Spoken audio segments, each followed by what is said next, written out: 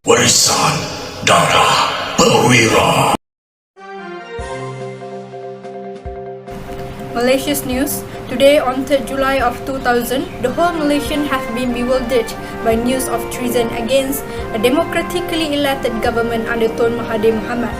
Tragically, 2 of the 4 hostages are outliving by the Al-Maunah terrorists. Both Police Special Branch Officer Detective Corporal R. Sanghadivan and Trooper Matthew Anak Medan from the 22nd GTK were killed by torture before being buried in the jungle by 2 other survived hostages, Sergeant Muhammad Shah Ahmad and civilian Jaafar Puteh, before they were both freed by security forces.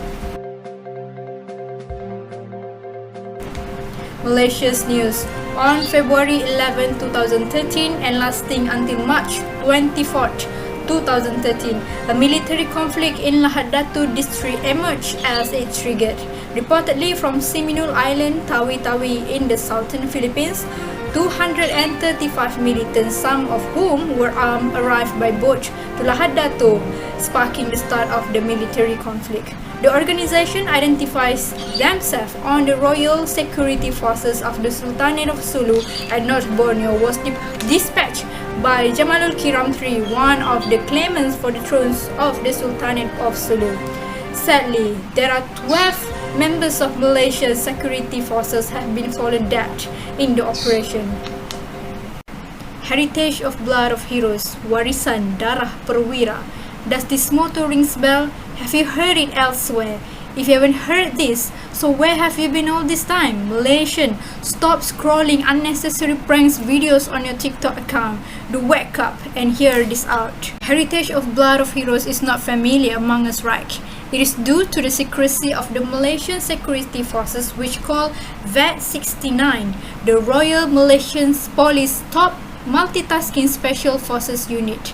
The 69 Commando is also known as the Very Able Troopers 69. The group, along with the Special Action Unit UTK, is a component of the Police Special Operation Command and has its headquarters in Ulu Kinta Perak.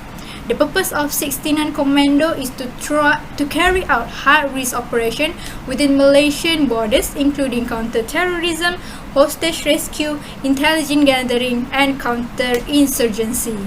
As a tiny military squad to oppose the strategies and tactics of communist terrorists, VAT-69, also known as Task Force Charlie Force Special Project Team, was first established in 23rd 1969. So the number 69 seems relevant, right? It sounds interesting and seems easy for someone to join the team and make the country proud. How sure are you? Surprisingly, only 60 out of 1,600 police officers who enrolled for VAT-69 training in October 1969 passed the basic commando training exam. Even though they passed the training examination, only 30 police officers were the only ones to succeed, and they comprised the 69 Commando Battalion's initial nucleus troop. At the time, VAT-69 was formerly known as Police Field Force 69 and was a member of a General Operation Force. One of the facts that you need to know about VAT-69 members or commando, they are not moving alone, but they are working in group. In VAT-69 Commando, there are 4 combat squadrons with a combined membership about 1,900 members. Each team or each squadron has its own patrol team. Patrol team made up of 6 to 10 personnel and led by a police inspector or superintendent of police, which make up a squadron or the group. Individual members of each patrol may have specialization in shooting, explosive bomb disposal, demolition, communication, or even field medicine. So what did these commandos do for living? VAT-69 Commando, who were originally trained by the British Special Air Service, who used land, sea and air special operation techniques with a focus on jungle combat and deep reconnaissance operation. The most important thing, what did this commando do for the country? combating rebellious organization or terrorist activities. They are also conducting counter-terrorism operation inside Malaysian territory in collaboration with other armed forces, dealing with armed criminals inside Malaysian country, and many other tasks under the scope of VAC69 is their role. How to detect who is VAC69 and who isn't? This is a fact you should know before you bravely wanted to dig more about them. The first fact, VAC69 Commando are rarely organizing any open day during their yearly anniversary of the establishment. They only make a small event, among them reciting Yasin and Doa Selamat, hence you is unable to see them much in public. Only on 23rd and 24th October 2015, for the first time, VAC69 is organizing opening day to celebrate their 46 years of anniversary for public to take one step closer towards them. Even though it has been more than 5 decades past, VAC69 still do not have their own camp. Instead, they accommodate in Ulu Kinta camp along with other units. The only novel who talk, describe and introduce VAC69 officially to public is written by Almarhumah Melur Jilita, which called The Unsung Hero and The Wand. And this book launching are special because it has been conducted along with the first open day for VAC69 in Ulu Kinta.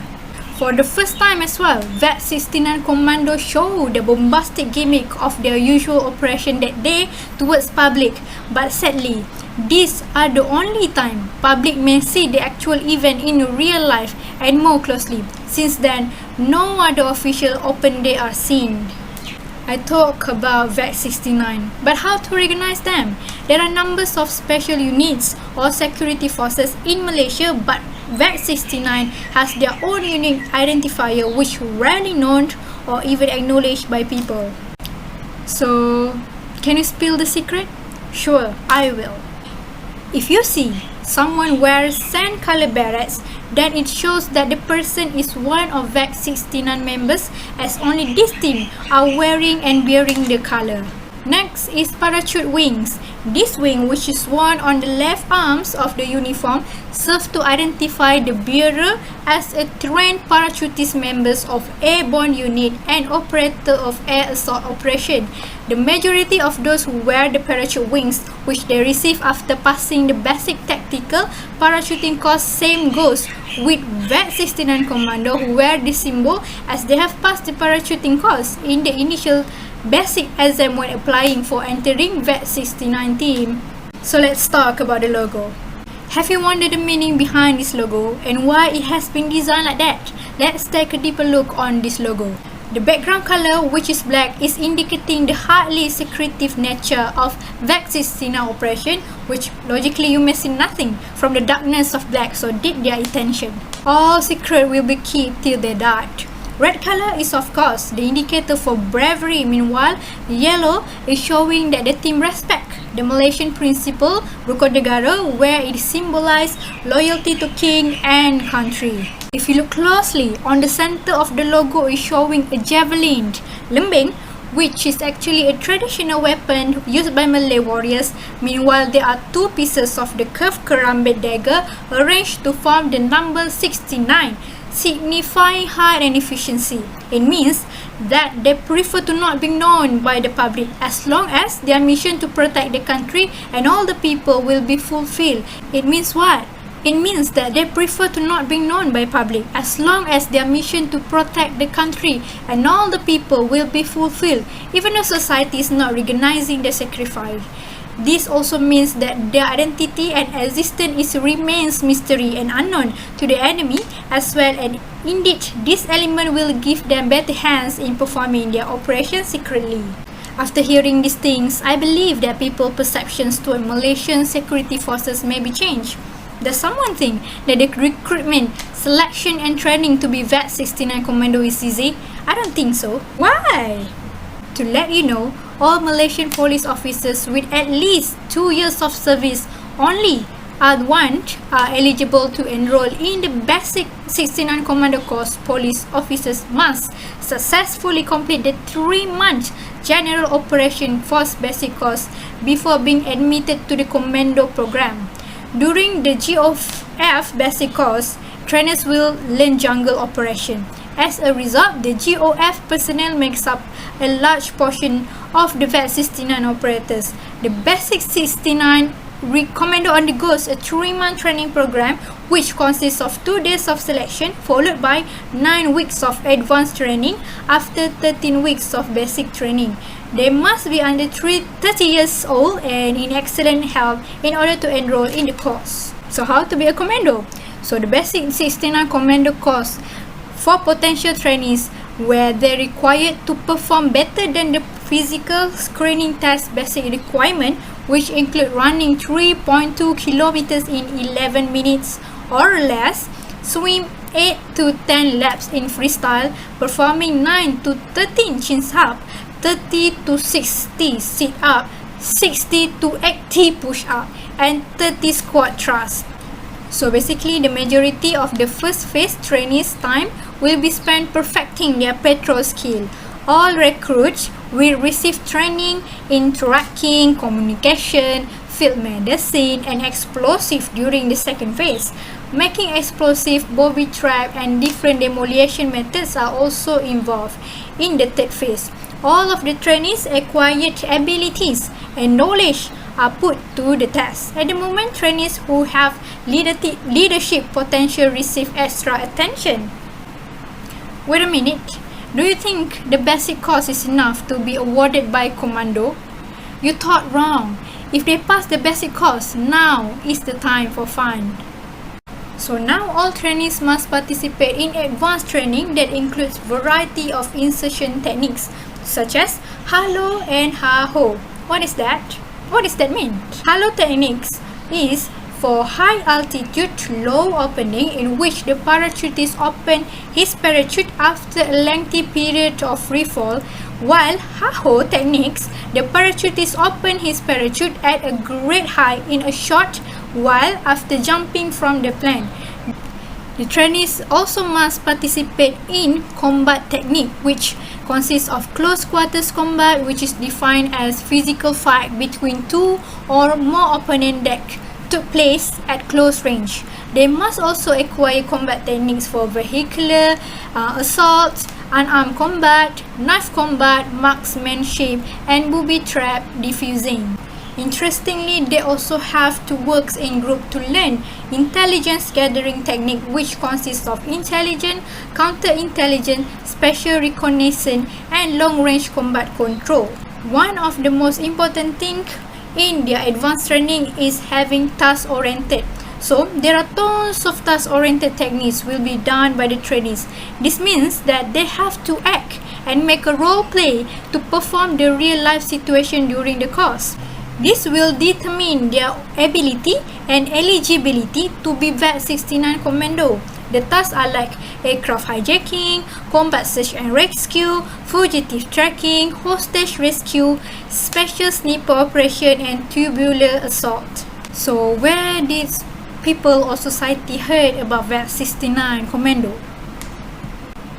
One of the most famous operations of VET 69 Commando is on year 2000, where it called as Operasi Subuh or Operation Dawn, where Assistant Superintendent Abdul Razak has successfully smuggled into bunker or hiding place of Al-Maunah militant and successfully seized hundreds of guns and weapons of Malaysian armed forces and rescued the hostage. During this, VET 69 Commando started to be more recognized and known by public. Allahu Akbar! Have you heard this shout? And does it give chill?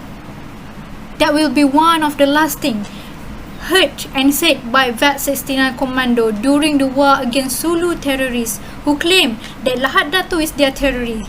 VET 69 Commando who was assigned to get rid of Zulu terrorists in Lahad Datu, including Assistant Superintendent Zulkifli Mahmad and Sergeant Sabaruddin Daud, were 2 of the victims killed in the operation in combating the terrorists.